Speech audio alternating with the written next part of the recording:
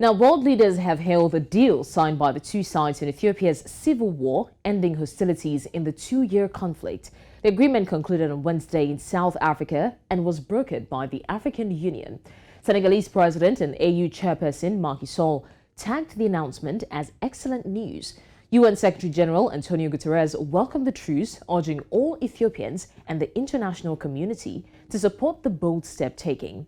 Similarly, U.S. Secretary of State Antony Blinken hailed the momentous step, and Kenyan President William Ruto, German Foreign Minister Annalena Baerbock, and the EU all applauded the efforts by the two parties towards restoring peace in Ethiopia.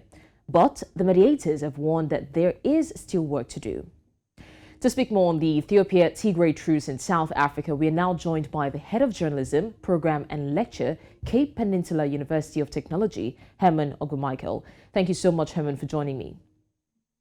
Thanks for having me. Thanks. My pleasure. Now let's talk about the Ethiopia-Tigray region crisis. What exactly is your take on the truce that was declared? I mean, this is good news for the people of Ethiopia and the United Nations in general, but what is your take on that? I think this is a very good move, actually, towards the settlement of the two-year conflict in Ethiopia, especially in the Tigray region. The most important thing that comes or that stands out here is the EU's principled position that African solutions to African problems. So it's something that needs to be commended in that way. All right, let's also talk about the presence of the Eritrean forces. Now, what does this agreement say about the presence of the troops of Eritrea in Ethiopian territory? Well, there is always an accusation especially from the West, especially from US and from the European Union that the Eritrean forces are there, they are interfering and so on. But it's a separate issue. Remember, in Eritrea and Ethiopia had a border conflict in 1998, and there was an Algiers agreement signed 20 years ago.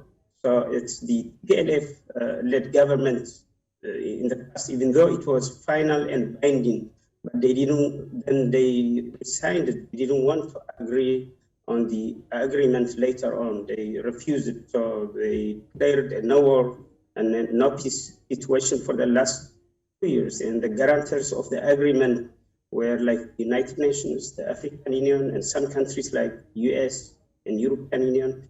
They also neglected it. So I think Eritrea has a different issue or a different involvement from that particular point of view. So Eritrea was it was just existential threat from the Eritrean side. Ethiopia has its own issue that was belligerence from TPLF, and the whole agreement yesterday was between Ethiopia and TPLF. But we will see the way forward how, as you know, also Prime Minister Abiy, when he came in 2018, he accepted the Algiers agreement and he said that it needs to be demarcated. So that is what is awaiting. But PLF is not relevant anymore, I think, with this issue. If Eritreans are there, then actually it's a matter of marketing the border and moving forward. And there is a good relationship between Ethiopia and Eritrea. So it looks that TPLF is removed from the game, and Eritrea and Ethiopia, because Ethiopia is a country, but the TPLF is just representing one region, so that seems to have resolved. So the aim will be now between Eritrea and Ethiopia as sovereign countries. Okay, now there have also been celebrations and, of course, conversations about the truce that has been signed. But this is not the first time a truce has been declared in that country. So what exactly is the guarantee that the truce will hold this time and bring about lasting peace in Ethiopia? How do we hold them to their word? Yeah, actually, there should be a mutual trust to be formed between LF and the Ethiopian government. Okay, there are about 7 points that comes outstanding, which includes disarm PLF. That's very important because there should be a central national defense force, because Ethiopia is just one sovereign country, and Tigray is part of Ethiopia as it stands. So within few days, actually, we will see also, as if it is implemented, there will be an interim administration that will be installed by the federal government, which the LF agreed. And all this removing, they will enter Mekelle and they will try to stabilize it, which means by, taking all the weapons that the LF had.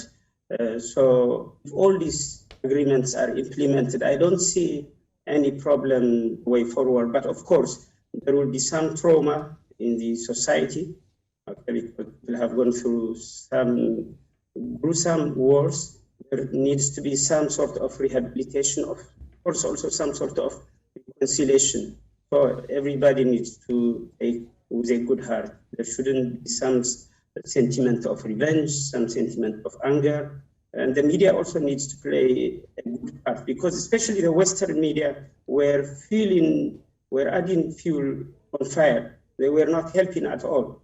They were trying to take sides. They were trying to, create more destabilization, wars and conflicts. Even also some NGOs and even some United Nations workers, including also WHO Director Dr. Tedros, he was not helping. He was fueling the conflict. Right. So all this needs to be removed. There should be a mutual trust. Okay, thank you so much, Hermon, for that update. The head of journalism, program and lecture, Cape Peninsula University of Technology, Hermon Ogbamichael. Thank you so much for joining me on the news. Thanks for having me.